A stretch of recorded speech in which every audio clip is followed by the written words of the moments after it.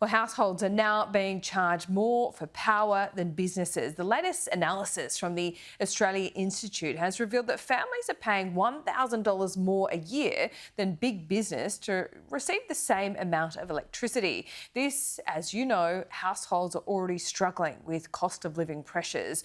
Joining me now is the former ACCC Chair Allan Fels. Allan, thanks so much for your time. This has been described as price gouging by one expert. Do you see it that way? It certainly looks very suspicious. The power companies have a lot to explain. I would favour some kind of independent public inquiry because the differences between what's charged to consumers as opposed to business looks far more than could be explained by cost differences in supplying them. So do you accept that there is a difference? I mean, the big energy companies have said it's much easier and simpler to supply electricity to businesses. So is there always going to be that cost differential there, but it shouldn't be this wide? Is that what you're saying? That's exactly the point. And whenever prices go up in any business or differ between business and consumers, it's claimed it's due to cost differences. Another explanation, however, is that consumers are in a much weaker bargaining position, whereas business can credibly threaten to change suppliers, and that will bring prices down far more than what consumers get. In your experience, I mean, it's really hard to quantify and check that you're being charged correctly when that bill comes every quarter. Do some of these big energy companies get away with it because of the opacity of the system? Yes, those contracts you have with the power companies are extremely complex and very hard to get to the bottom of it.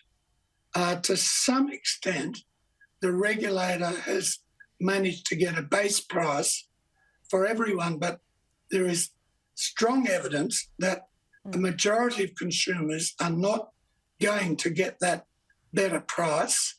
They're being rewarded, so to speak, I'm being sarcastic, for their loyalty to the business by not getting discounts. The ones who are keener to shop around or who they fear will move, they get a better price. The majority are stuck with relatively high prices compared to other consumers. Yeah, and you can see that. It's evident by the Australia Institute analysis today.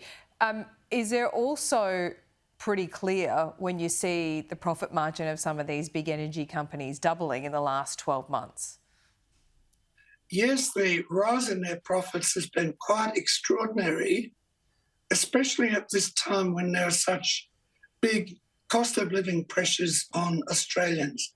That's the number one issue for most Australians, cost of living. We all got sort of a fixed income, and then the price impact is very big these days.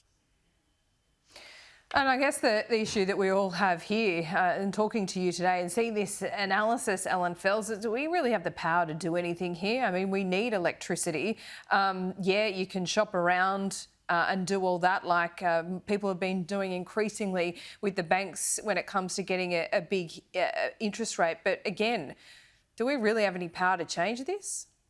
All that is largely true. At the margin, we could do more.